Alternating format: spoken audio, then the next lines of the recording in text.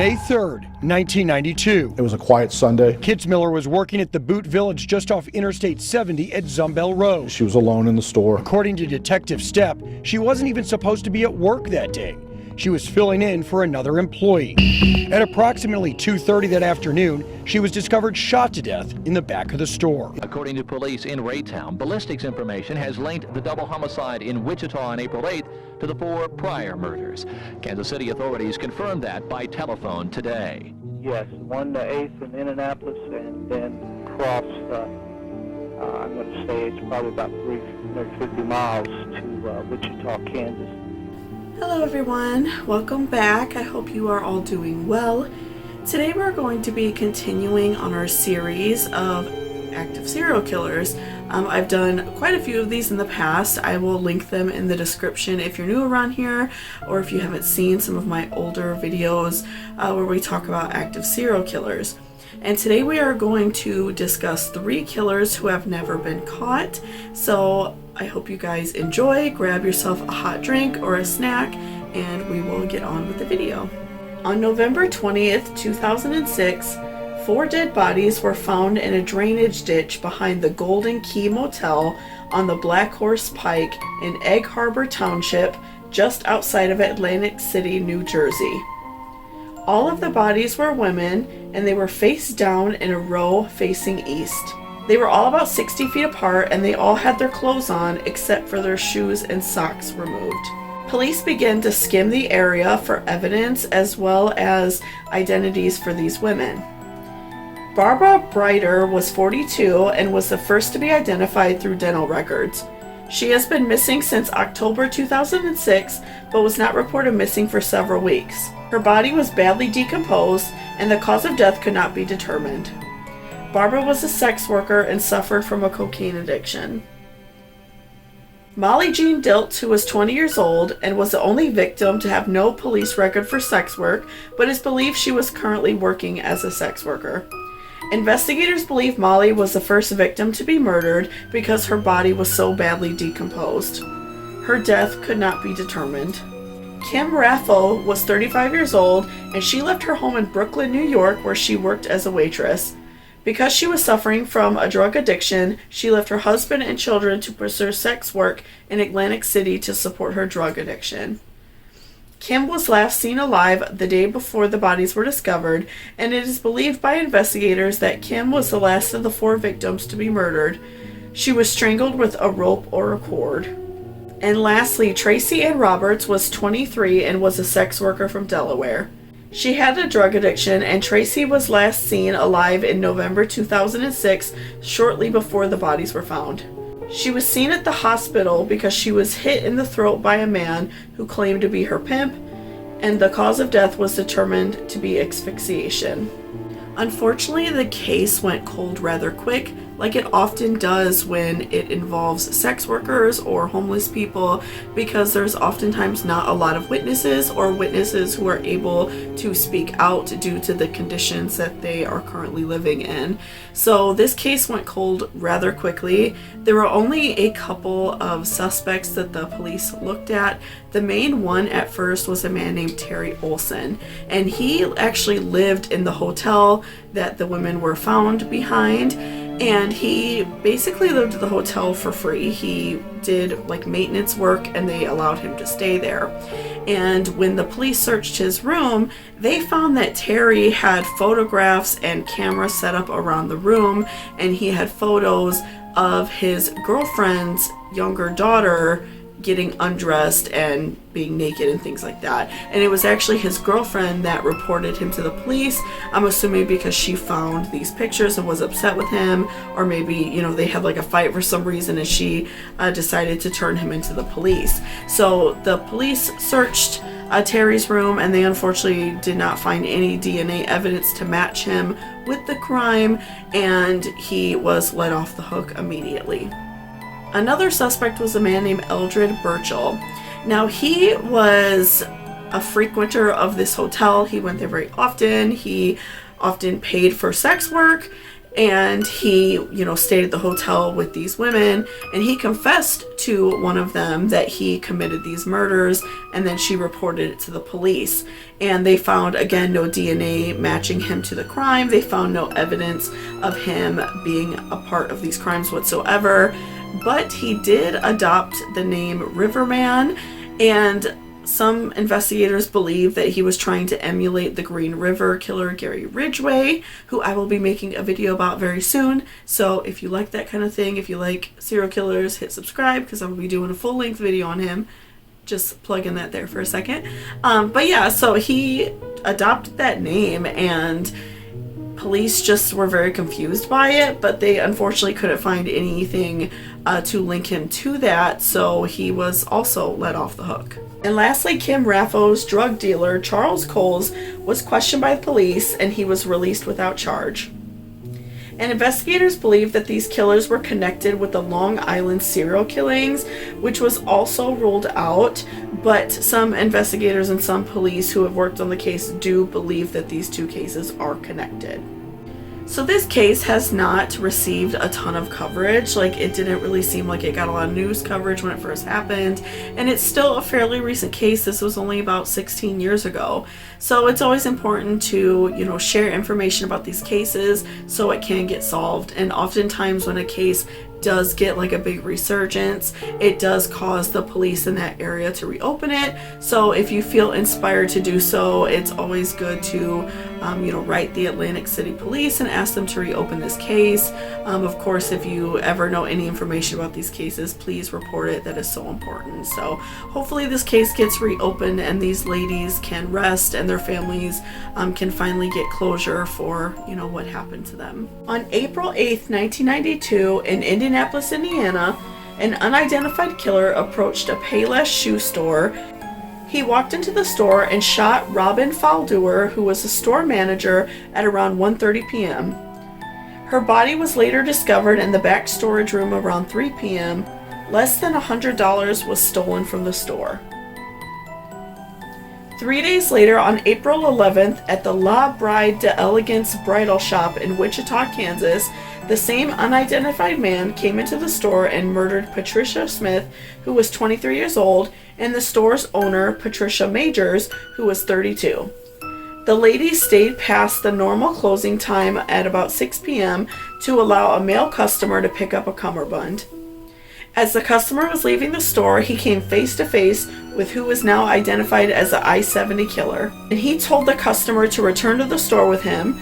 The customer refused, and the I-70 told him to leave the scene.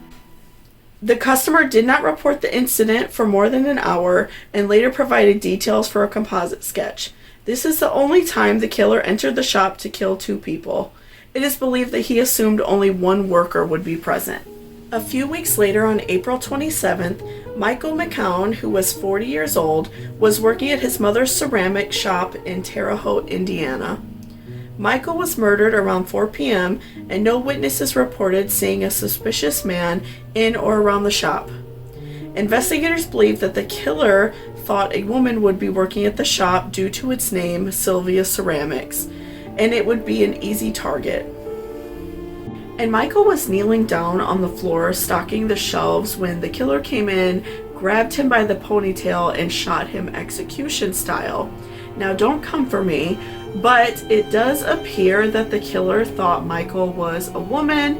That's what it says in some of the reporting, because his targets were normally petite women with long dark hair, and from the picture I saw of Michael, it does appear that his hair was kind of longer and it was kind of a darker color. So it's believed that he walked in and probably was surprised that Michael was a man. So don't come for me, because I don't want that to sound offensive or anything like that, but it does seem as if he did not realize that Michael was a man, because he mostly went after women during his shooting rampage. On May 3rd, 24-year-old Nancy Kitzmiller was murdered while working alone at Boot Village in St. Charles, Missouri. She opened the shop at 12 p.m. and her body was found at around 2:30 by a customer. The last confirmed murder took place on May 7th in Raytown, Missouri. 37-year-old Sarah Blessing was working at her gift shop called Store of Many Colors. The murder took place during the day, and a worker from the video shop next door saw the killer enter the shop. He heard a gunshot, and then he saw the killer leave. The police were called, and it was later then reported that the killer was seen climbing up a hill towards I-70. All of the murders were committed with a .22 caliber firearm, and most of the victims were petite young women with long dark hair. Most of the victims were working alone and were all shot in the back of the head.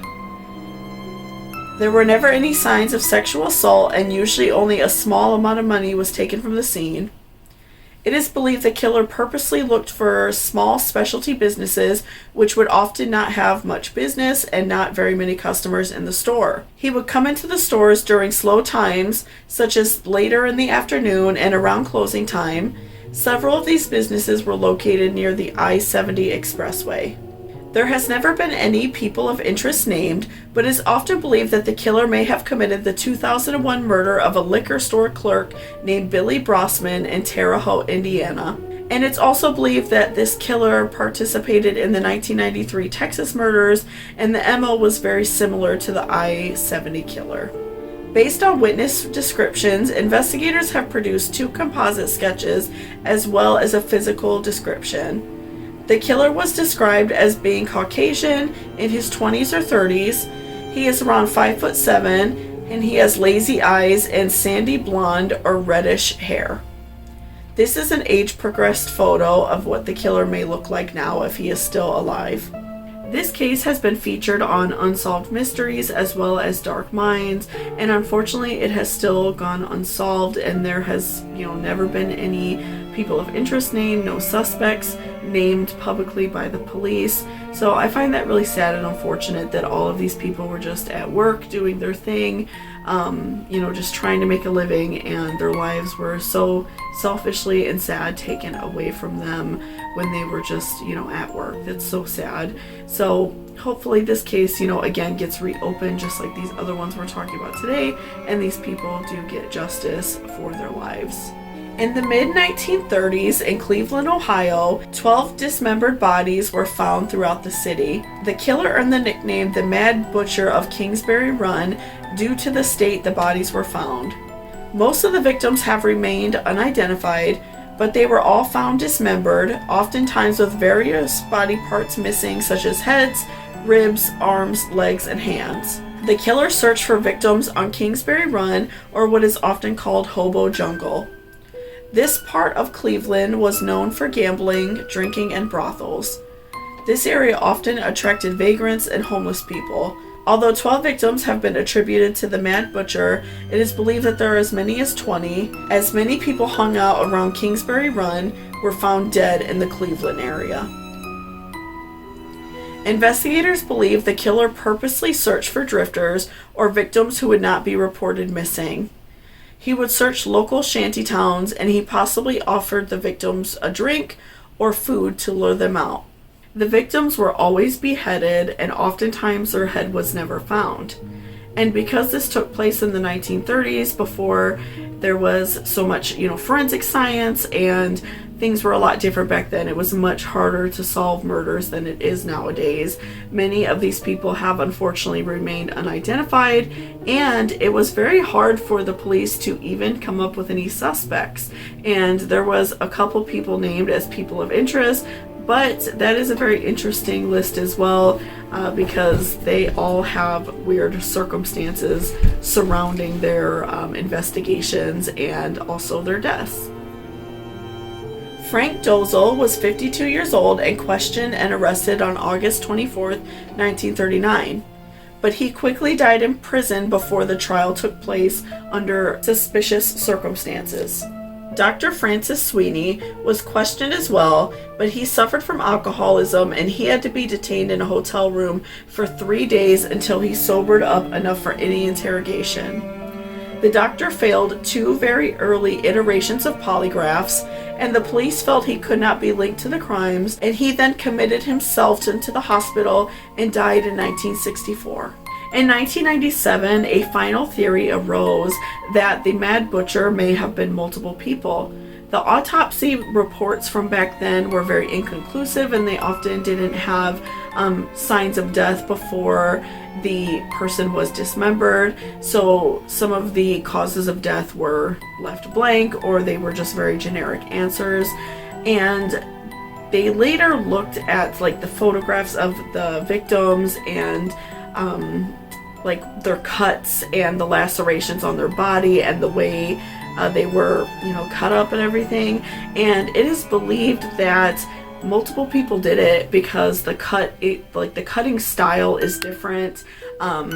The way the person cut, so maybe like one person used the right hand, another person used the left hand, and just completely different people cut up the body. So it's believed that the Mad Butcher may have been multiple people, and it could have been like maybe two guys working together and they were just killing people left and right, or all of these victims could have been from a few different people that were not working together. So it is now believed that the Mad Butcher is most likely multiple people. And so what do you guys think? Do you think it was Frank, the doctor, or do you think it's possibly multiple people? I think it's probably multiple people. I think Frank may have known something, considering he died under suspicious circumstances, and I couldn't find exactly what that was. So if any of you know anything about that, please leave it in the comments, because I couldn't seem to find anything about how he actually died in prison. Everything just said suspicious circumstances. And the doctor checking himself into the hospital, I'm thinking he had some really serious problems, and maybe just couldn't handle being back out there in the world, because it appeared that he was in the hospital for a very long time. So maybe it was multiple people working together, but I do think that those two may have been involved with this. So let me know what you guys think about this video in the comments down below. If there are any killers that you would like me to cover, or any particular crimes you would like me to cover, please leave me a comment. I'm always interested to hear what cases you all would like me to talk about. And otherwise, if you guys found this video helpful or you enjoyed it, please give me a like. And otherwise, guys, I hope you have a great one and stay safe out there. Bye-bye.